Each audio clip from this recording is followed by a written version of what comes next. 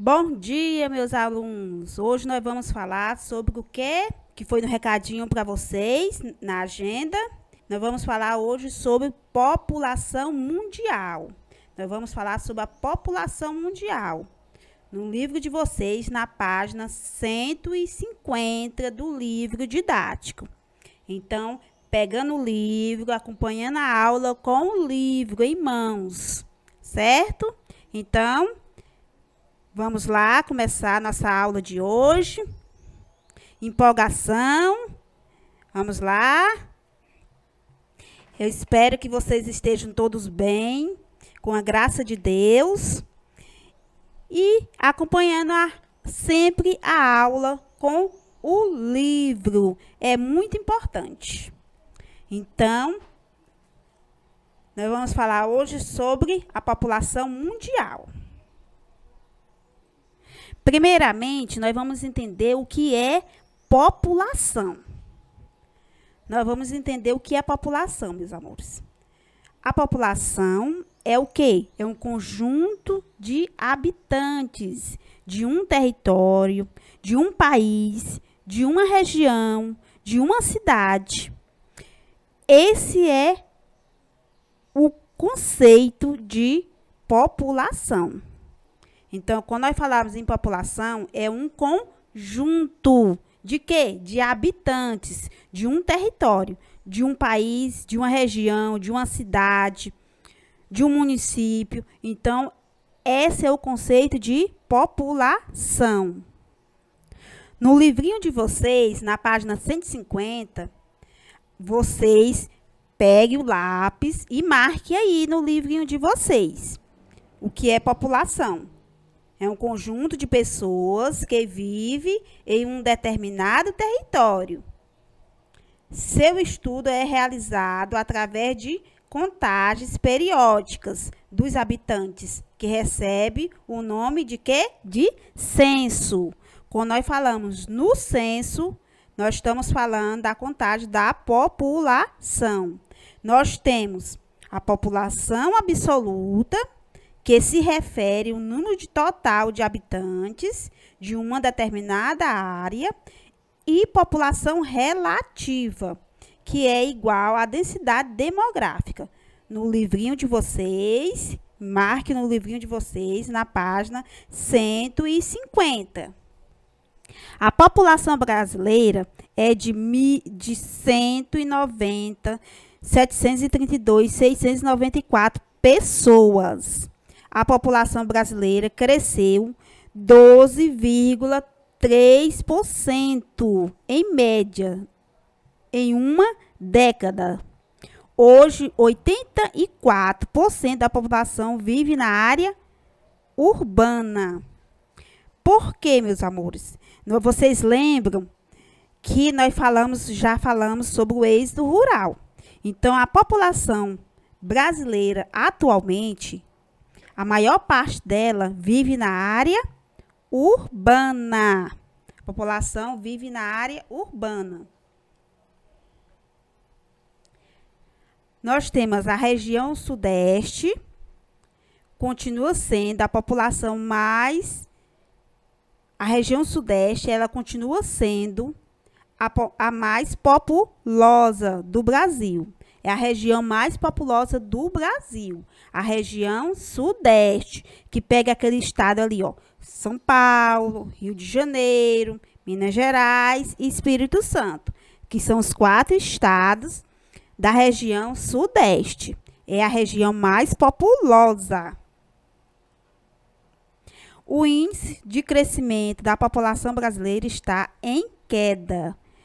Por quê? Por quê, tia? Porque está em queda? Porque nós vimos que a população, as mulheres estão diminuindo a quantidade de filhos. Está havendo mais um planejamento familiar. As mulheres estão deixando de ter menos... As mulheres estão deixando de ter mais filhos. Hoje atualmente, as mulheres têm 1, 2 filhos por família. Casos só tem 1 ou 2 filhos. Então, elas passaram a ter menos filhos. O conceito populacionais. Populoso é o número total de habitantes de um território. É o número absoluto de pessoas. Então, populoso é o número total de habitantes de um território. É o número absoluto de pessoas. Na página 150, que a tia pediu para você marcar, tem aí, ó, população absoluta. Povoado é a densidade demográfica. É a relação do número de habitantes por quilômetro quadrado, que é a população relativa. Nós estamos falando de povoado, é a densidade demográfica. A população cresce por 2 processos. Quais são esses 2 processos, tia? É as migrações, que acontece com frequência, que as pessoas saem de um país para outro, morar em outro país, ou de uma região para outra, que é o número de pessoas que entram e saem do território. O número de nascimento e o número de nascidos e mortos, que é natalidade e mortalidade. Então, são esses 2 processos. Migrações, que acontecem entre um país e outro, de um país para o outro, de um território para o outro, e os nascidos vivos ou mortos. Nós temos os indicadores sociais, que são indicadores sociais. A taxa de natalidade, taxa de mortalidade e taxa de crescimento vegetativo. Esses são indicadores sociais. Quando nós falamos de indicadores sociais, nós estamos falando de taxa de natalidade, taxa de mortalidade e taxa de crescimento vegetativo. Taxa de natalidade, número de nascidos ocorridos durante um ano. Então, durante aquele ano, o número de nascidos ocorrido durante aquele ano, que é a taxa de natalidade. A taxa de mortalidade é o número de óbitos ocorrido durante um ano. Crescimento vegetativo é a diferença entre o número de nascidos e mortos. Então, crescimento vegetativo, meus amores, é a diferença entre essa taxa de natalidade e essa mortalidade. Você, ó, essas 2 aqui, taxazinha, é a diferença entre essas 2 taxas, natalidade e mortalidade. E nós encontramos o crescimento vegetativo. Taxa de fecundidade é o número de filhos por mulher em idade reprodutiva. Qual é a idade que das mulheres reproduzir? De 15 a 49 anos. Nós temos também a expectativa de vida, que é a média de anos de vida de uma pessoa em determinado país. E a taxa de analfabetismo. Essas são o que nós estamos falando? De indicadores sociais. Os indicadores sociais, ó. 1, 2, 3, 4, que é a fecundidade, 5, a expectativa de vida, e taxa de analfabetismo, que corresponde ao percentual de pessoas que não sabem ler e nem escrever. Os fatores que influenciam o decréscimo da taxa de natalidade é a industrialização, inserção da mulher no mercado de trabalho, a urbanização e os métodos anticonceptivos. Que você vai observar aí na página 151, que são esses fatores. Que você pode observar esses fatores que influenciam o decréscimo da taxa de natalidade. Decréscimo é a diminuição, meu amor, que acontece. A escolaridade, a industrialização, a urbanização.